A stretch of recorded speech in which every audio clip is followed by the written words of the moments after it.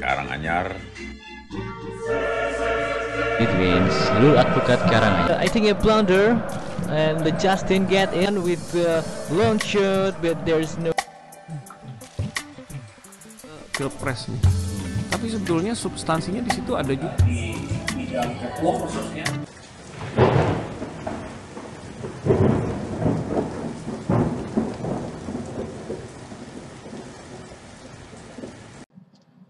Halo Sobat di Balik Kalimantan semua, kembali lagi bersama saya. Hari ini kita mendapatkan satu cerita lagi, cerita mistis yang ada di Kalimantan. Coba kita lihat saja ceritanya ya, sebentar. Nah ini, cerita dari Nina Handayanti Nur Hasanah, teror kuyang di desa Kalimantan. Kisah ini diceritakan oleh nenek tetanggaku. Sebut saja dia Nenek Nur, di mana kejadian ketika dia ikut suaminya yang berprofesi sebagai dokter bertugas di pedalaman Kalimantan Timur, tepatnya di Bontang. Sebuah daerah yang masih kental dengan adat istiadatnya, yaitu adat Kutai, dengan dataran berbentuk perbukitan yang dikelilingi hutan lebat dan sungai yang di atasnya terdapat jembatan yang sudah rapuh dimakan usia. Rumah-rumah penduduk di sana berbentuk rumah panggung, sebagian rumah juga terbuat dari kayu. Nenek Nur tinggal di rumah kayu yang sudah disediakan oleh warga di sana. Untuk masalah buang air, mayoritas warga menggunakan jamban, sebuah bilik pembuangan yang langsung ke sungai. Sedangkan untuk mandi dan mencuci dilakukan warga di tempat pemandian umum yang airnya berasal dari atas bukit. Ketika itu di sana belum ada listrik, sehingga warga menggunakan obor atau lampu Petromax dengan Supritus sebagai bahan bakarnya. Hiburan yang biasa dilakukan warga adalah menggelar seni pertunjukan ataupun tari karena belum adanya televisi dan radio. Suatu hari Nenek Nur merasa bosan di rumah dan mengajak suaminya untuk berjalan-jalan selepas sore menjelang maghrib. Setibanya maghrib, suami Nenek Nur berhenti di masjid untuk menunaikan ibadah sholat maghrib. Sedangkan Nenek Nur terasa tenang-tenang saja karena dia sedang tidak sholat. Senja indah mulai berganti malam, membuat Nenek Nur sedikit bergidik karena mulai gelap. Ia berjalan sedikit untuk melihat keadaan sekitar. Lumayan seram, karena di ujung jalan tampak hutan lebat yang sangat sepi dan gelap.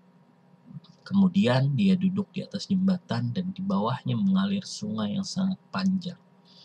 Tak ada lampu. Nur panggil seorang nenek membuat merinding. Tapi ketika ia menoleh ke kanan dan ke kiri tak ditemukan siapapun. Siapa? Jawab Nenek Nur sambil ketakutan. Ingin rasanya membaca doa apapun yang dihafal. Tetapi nyatanya lidahnya keluh karena ketakutan. Panggil Nenek Nur, panggil lagi. Namun kini bercampur dengan bau anjir menyeruak ke hidung Nenek Nur. Dia kemudian melihat ke kolong jembatan. Banyak bayangan hitam bergelantungan di sana. Astagfirullah mas, teriak nenek memanggil suaminya dan langsung lari ke arah masjid. Banyak kepala bergelantungan di jembatan, tanpa usus, dan terlihat sangat menyeramkan. Kenapa Nur? Tanya nenek. Nur cemas. Kepala. Situ banyak banget, kata Nenek Nur. Di mana? Tanya suami nenek sambil mendongakkan kepalanya. Tampaknya dia juga penasaran. Di bawah jembatan, jawab Nenek Nur sambil memeluk tubuhnya. sendiri yang serasa panas dingin. Memangnya kamu ngapain, Nur? Kok bisa lihat kepala? Tanya Nenek Nur. Tanya suami Nenek Nur. Duduk di situlah sebentar. Hus, jangan ditunjuk. Baik, kata salah seorang warga yang ikut menghampiri. Kalian tahu tidak, di Kalimantan ini memang banyak jembatan menggunakan tumbal kepala. Lanjut warga yang membuat Nenek Nur semakin ketakutan. Tinggal di sini memang banyak hal-hal mistis tidak masuk akal. Kalian harus kuat mental. Belum lagi terorku yang biasanya mengincar darah ibu, melahirkan ari-ari bayi. Selepas kejadian hantu kepala dan juga peringatan warga, Nenek Nur lebih memperbanyak ibadah agar terhindar dari teror-teror mistis tersebut. Sampai pada suatu malam Nenek Nur pergi bersama warga desa untuk menonton pertunjukan tari di desa sebelah. Sebut saja desa A. Panggung pementasan dibuat di bawah bukit. Jadi pemandangan di atas bukit masih dapat dilihat meskipun samar-samar. Di desa kami itu saat itu belum ada jam yang menunjukkan waktu. Jadi warga masih menggunakan perkiraan berdasarkan matahari terbit, matahari tinggi, matahari tenggelam. Menurut Nenek Nur, kehebohan terjadi kira-kira hampir tengah malam saat pertunjukan selesai. Saat itu dari arah hutan menuju ke arah bukit, terlihat sosok kepala dengan rambut panjang terurai yang hampir menutupi sebagian wajah, berikut dengan organ tubuhnya dengan darah berceceran, berbau anjir dan melayang cepat. Kuyang, begitu warga kami memanggilnya. Sontak hal itu membuat warga panik dan berlarian mengajarnya. Kentongan pun dibunyikan tanda ada bahaya. Warga beramai-ramai berjaga. Malam takut kuyang itu berbuat ulah pada ibu hamil atau anak-anak bayi di desa. Matahari mulai menampakkan sinarnya. Seketika itu warga melakukan rapat desa menindaklanjuti kejadian semalam. Akhirnya oleh sesepuh desa tersebut direncanakan untuk mencari sesuatu yang dijadikan petunjuk. Kemudian beramai-ramai pergi ke atas bukit. Terdapat beberapa tetes darah yang sudah mengering di tanah bebatuan dan beberapa dahan dan dedaunan. Akhirnya, atas kesepakatan warga, pada bekas darah tersebut ditetesi perasan jeruk nipis. Tak membutuhkan waktu lama, seseorang penari cantik dari salah satu pertunjukan, kira-kira berusia 27 tahun, datang sambil memegang lehernya seperti orang yang sedang kesakitan. Ternyata terungkaplah bahwa dia adalah sosok yang mengerikan tadi malam. Wanita itu sebut saja Melati. Melati diarak menuju balai desa. Di sana Melati diinterogasi sesepuh dan para petua desa. Di situ Melati mengakui menganut ilmu hitam dengan niat agar terlihat cantik dan rezeki mengalir drastis. Nenek Nur mengatakan memang pada saat itu Melati adalah penari paling disukai warga karena kecantikannya yang paling sering disewa warga untuk tampil. Melati bercerita jika ada ibu-ibu hamil melahirkan, secara refleks hidungnya akan mencium bau harum yang membuat darahnya berdesir kelaparan. Dia mengakui hanya menghisap darah ari-ari bayi ataupun meminum darah nifas si ibu. Dia bersumpah tidak pernah mencelakai atau membunuh korbannya.